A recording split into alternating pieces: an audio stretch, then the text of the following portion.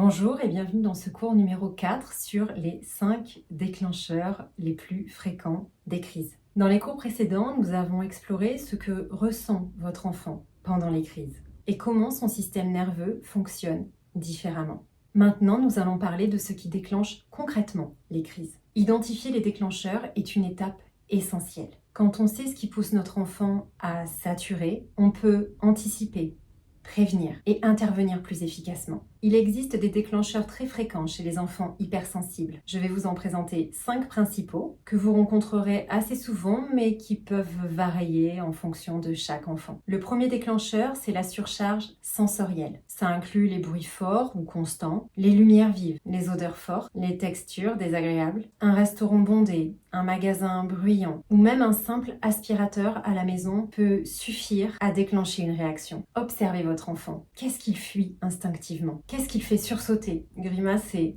ou se replier sur lui-même ? Ces indices sont précieux. Le deuxième déclencheur, ce sont les transitions. Passer du jeu au repas, de la maison à l'école, ou même changer d'activité sans prévenir. Tout ça, ça peut créer des frustrations et du stress. Les enfants hypersensibles ont besoin de temps et de repères pour passer d'un état à un autre. Le troisième déclencheur, c'est la fatigue. Un enfant qui dort peu ou qui a eu une journée chargée est beaucoup plus vulnérable. La fatigue réduit sa capacité à filtrer les stimuli et à réguler ses émotions. Même de petits événements peuvent alors déclencher la réaction. Le quatrième déclencheur, ce sont les émotions non exprimées. La peur, la colère, l'angoisse, la frustration, tout ça, ça peut s'accumuler. Et comme nous l'avons vu, le cerveau émotionnel prend le dessus quand il y a un trop-plein. Et souvent, la crise est la seule façon que votre enfant a de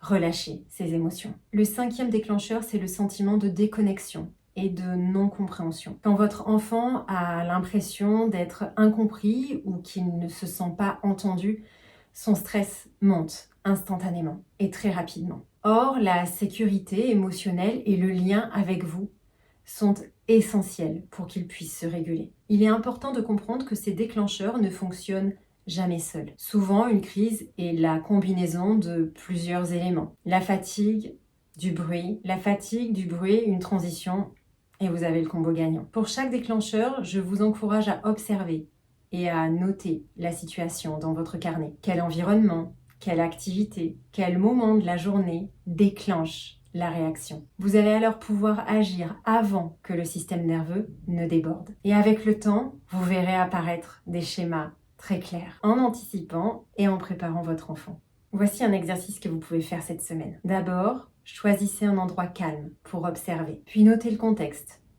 Lieu, activité, bruit, lumière, l'humeur de votre enfant. Faites en sorte de repérer les signaux avant-coureurs, même s'ils vous semblent subtils. Bien sûr, écrivez toutes ces observations dans votre carnet. Ce simple geste vous permettra de prendre conscience des déclencheurs et de préparer vos interventions. Dans le prochain cours, nous verrons comment repérer ces signaux avant qu'ils ne deviennent une crise pour intervenir de façon douce et efficace. Souvenez-vous, les crises ne sont pas des attaques contre vous. Elles sont le langage de votre enfant lorsqu'il se sent dépassé. Et comprendre ce langage, c'est déjà le premier pas pour transformer vos moments de crise en moments d'apaisement.